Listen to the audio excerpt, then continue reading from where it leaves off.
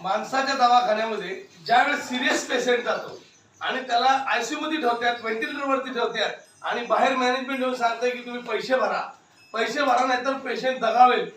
मग माणसं इकडं तिकडं नातेवाईक वगैरे मित्र वगैरे यांच्याकडून पैसे भरतात. परंतु जर सगळे पैसे नाही भरले तर परत व्हेंटिलेटरवरती माणूस जिवंत आहे, तुम्ही पैसे भरा.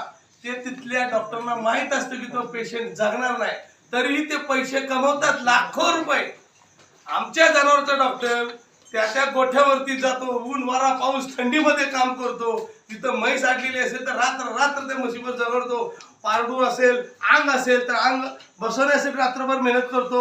आणि जर त्या जनावर दगावलं तर त्या जनावरांना 1 रुपया न मागता त्या शेतकऱ्याच्या दारातून हात जोडून परत येतो. ह्याच जनावरांच्या डॉक्टरांचा आणि माणसाच्या डॉक्टरांचा हाच फरक आहे. मी सांगतोय, आमच्याकडून शिका, जनावरांच्या डॉक्टरांकडून माणसाच्या डॉक्टरांनी